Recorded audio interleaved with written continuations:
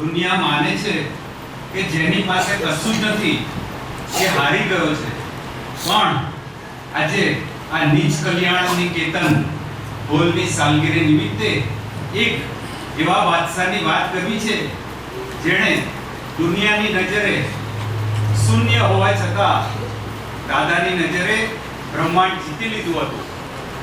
એ નામ એટલે આપણા બાલુભાઈ માસ્ટર. એક સમય એવો હતો જ્યારે બાલુભાઈ પાસે ભૌતિક સાધનોના નામે કશું જ ના હતું, પણ તેમના હૃદયમાં પ્રવર્તમાન જ્યોતિર્ગર પરમ પૂજ્ય પ્રગટ પ્રત્યક્ષ જ્ઞાની પુરુષ કનુદાદાજી પ્રત્યેનો અહોભાવ હિમાલય જેવો અડગ હતો. આ મહાત્મા બાલુભાઈએ એક ક્ષણનો પણ વિચાર કર્યા વગર પોતાની જમીન જય સચ્ચિદાનંદના સંપત્તિ G.S. શાહ સાહેબને હૃદયના શુદ્ધ ભાવથી અર્પણ કરી હતી. વિચાર તો કરો મહાત્માઓ, જેની પાસે બધું હોય એ આપે તો સમજાય, પણ જેમની પાસે કશું જ નથી એ જ્યારે પોતાનું સર્વસ્વ આપી દે છે ત્યારે તેમનો દાદાજી માટેનો અહોભાવ કેટલો ઉત્કૃષ્ટ હતો તે સમજાય છે.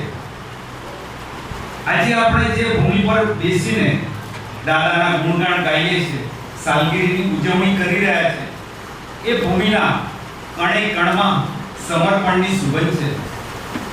બાલુભાઈ આજે દેહ સ્વરૂપે આપણી વચ્ચે નથી, પણ એમનું દાદામય જીવન આજે પણ એમના પરિવારમાં ધબકી રહ્યું છે. ધન્ય છે એમના ધર્મપત્ની જસુબેનને, ધન્ય છે એ સહપરિવારને જો આજે પણ દાદાના વિજ્ઞાનમાં ઓતપ્રોત છે.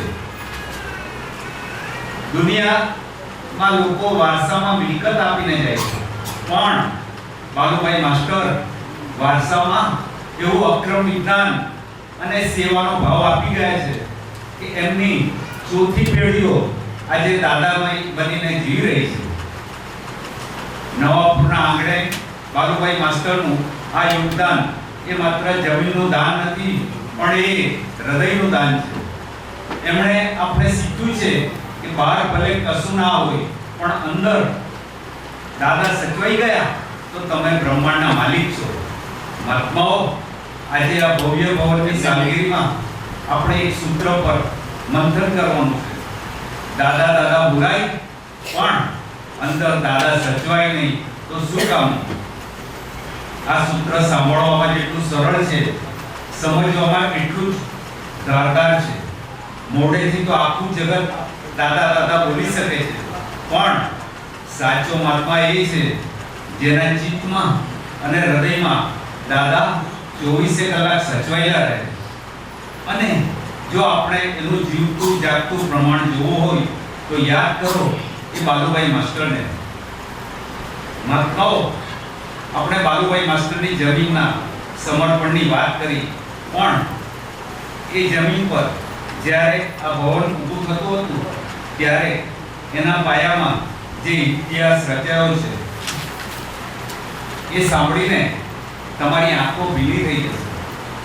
સામાન્ય રીતે કોઈ ઇમારત બને ત્યારે મજૂરો કામ કરતા હોય, સિમેન્ટ અને કોન્ક્રીટના મશીનો ચાલતા હોય, પણ નવાપુરના આ કેન્દ્રના પાયા કંઈક અલગ રીતે ભરાયા છે. મજૂરીના પૈસા બચે અને દાદાનો એક એક રૂપિયો જ્ઞાન પ્રસારમાં વપરાય એવા હૃદયના શુદ્ધ ભાવોથી આ નવાપુરના મહાત્માઓએ પોતે મજૂર બનવાનું સ્વીકાર્યું હતું. જ્યારે એક એક ટકાનું કોન્ક્રીટનું ભરાતું હતું ત્યારે એમાં માત્ર રેતી અને કપચી ન હોતી, પણ એમાં સૌ મહાત્માઓનો હૃદયનો ભાવ હતો. એક ટકાનું ભરાય અને સાથે એક ત્રિમંત્ર બોલાય, નમો હરિહંસાણ બોલાતું જાય અને પાયા મજબૂત થતા જાય. આ ઇમારતની એક એક દિવાલ સાક્ષી છે કે અહીંના પાયામાં દાદા ભગવાનનો સંસાર વિઘ્ન નિવારક ત્રિમંત્ર ગુંજ્યો છે. પાયામાં જેટલું કોન્ક્રીટ ગયું છે એનાથી વધારે પરમ પૂજ્ય કનુદાદાજીની કૃપા અને મહાત્માઓનો અહોભાવ ગયો છે. એટલે જ આજે અહીં આવતા વખતે જ પરમ શાંતિ અનુભવાય છે. એનું કારણ એ જ છે કે આ ઇમારતના પાયા મંત્ર શક્તિ અને નિસ્વાર્થ સેવાથી ભરેલા છે. મહાત્માઓ જે કેન્દ્રના પાયામાં ત્રિમંત્ર હોય અને જેની ઈંટોમાં મહાત્માઓનો પરસેવો હોય, ત્યાં આપણા સૌના પ્રાણથી પ્યારા કનુ દાદાજી હાજરા હજુ કેમ ના હોય? અને દુનિયા માટે આ સિમેન્ટ કોન્ક્રીટની ઇમારત હશે, પણ મહાત્માઓ માટે જ્ઞાની પુરુષની ભક્તિનું મંદિર, વણ ડાયલનો ફોન લગાડવા માટેનું તીર્થ સ્થાન. આજે જ્યારે આપણે આ સાલગીરી ઉજવી રહ્યા છે, ત્યારે એ પાયામાં ત્રિમંત્ર બોલતા બોલતા ટગારા ઉપાડનાર દરેક મહાત્માઓના ચરણોમાં વંદન કરીએ છીએ. તમે ભલે મજૂરી બચાવવા ટગારા ઉપાડ્યા, પણ દાદાએ તમારી એ ભક્તિને જોઈને તમારા મોક્ષના માર્ગને કાયમ માટે પાકો કરી દીધો છે. મહાત્માઓ, જ્યારે આપણે ભક્તિની વાત કરીએ છીએ, ત્યારે આપણે લાગે છે કે શરીર સાથ આપે તો જ ભક્તિ થાય. આજે એક એવા જીવન આદર્શની વાત કરવી છે જેને જોઈને ઉંમર પણ નમસ્કાર કરે છે, અને એ છે આપણા બાલુભાઈના ધર્મપત્ની. તેરી ઉભા કરો, બેસાડો.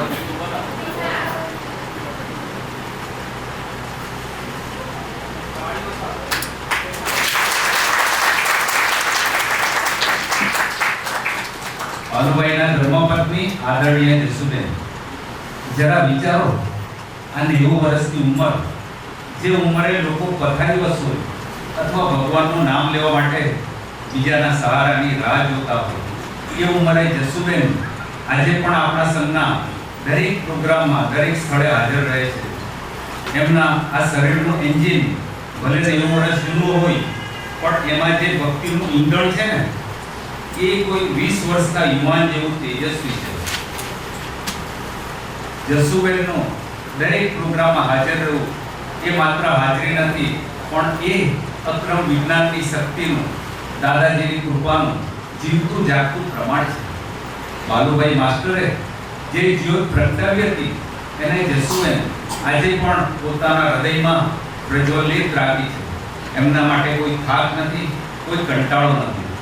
જસુબેન, તમારી આ હાજરી અમને બધાને પ્રેરણા આપે છે કે સંજોગોના પત્તા ભલે વૃદ્ધાવસ્થાના આવ્યા હોય, પણ અંદરથી દાદાનો સાથ હોય, સચવાયેલા હોય, તો માણસ સદાય જવાન અને પરમ આનંદમાં રહી શકે. ધન્ય છે એ જનેતાને, ને ધન્ય છે એમના આ દાદામય સહપરિવાર, જેમના સહકારથી જસુબેન આજે પણ આટલા ઉત્સાહથી દાદાના માર્ગે ડગલા માંડી રહ્યા છે.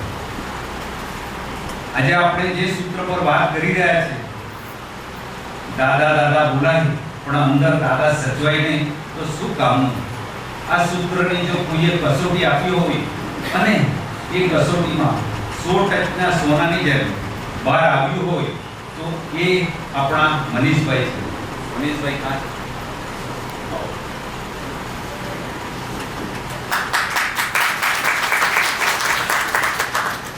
દુનિયામાં લોકો જરાક માથું દુખે ને તો એ દાદાને ભૂલી જાય છે. જરાક આર્થિક મુશ્કેલી આવે તો ફરિયાદ કરવા માંડે છે કે મેં તમારી આટલી બધી ભક્તિ કરી તો મને આ દુઃખ કેમ આવ્યું? પણ જરા યાદ કરો મનીષભાઈનો એ અકસ્માત. જ્યારે મનીષભાઈનો જમણો હાથ રેલવે અકસ્માતમાં કપાયો, લોહી વહી રહ્યું હતું, અસહ્ય વેદના હતી, શરીરનો મુખ્ય અંગ જતો રહ્યો હતો.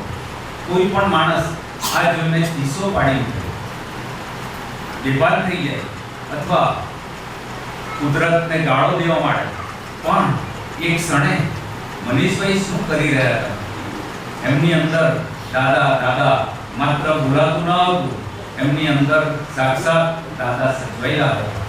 એમની જાગૃતિ એવી ઝડપે સલાહ હતી કે જે હાથે દાદાના પદો ગાયા હતા, જે હાથે રાણીબા તીર્થ ક્ષેત્રમાં સેવા આપી હતી, એ હાથ જ્યારે કપાઈને જુદો પડ્યો ત્યારે પણ મનીષભાઈના મુખ પર એક જ વાત હતી, આ તો ફાઇલ નંબર 1 નો હિસાબ છે, હું તો શુદ્ધાત્મા છું.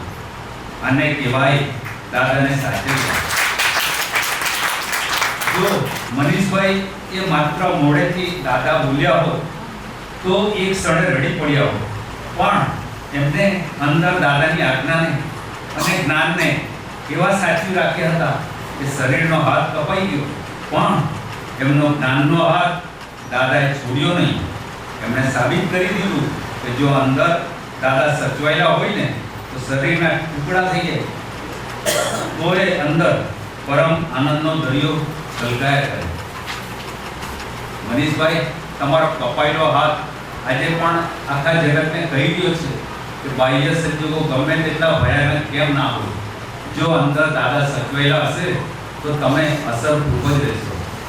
આજે આપણે આ સાલગીરી પર મનીષભાઈના એ શૌર્યને અને એ જાગૃતિને વંદન કરીએ છીએ. મહાત્માઓ હૃદયને હચમચાવી દે એવું ઉદાહરણ તો છે આપણા રતુભાઈનું. રતુભાઈ ઉભા થાઓ. જરા કલ્પના તો કરો, જેમના ધર્મપત્નીનો દેહ વિલય થયો હોય, ઘરના આંગણે શોકનું વાતાવરણ હોય, આંખો ભીની હોય, એવા સમયે સામાન્ય માણસ તો તૂટી જાય ને એ દાદાને પણ ભૂલી જાય. પણ રતુભાઈ ધન્ય છે એમની જાગૃતિને. પત્નીનો દેહ વિલય થાય અને બીજા દિવસે રતુભાઈ ક્યાં હતા? એ શોક પાડવાને બદલે પૂજા સ્થાનક દ્વાર ઉદ્ઘાટનના કાર્યક્રમમાં સેવા આપી રહ્યા હતા. દુનિયા પૂછશે કે રતુભાઈ આટલી કઠોરતા?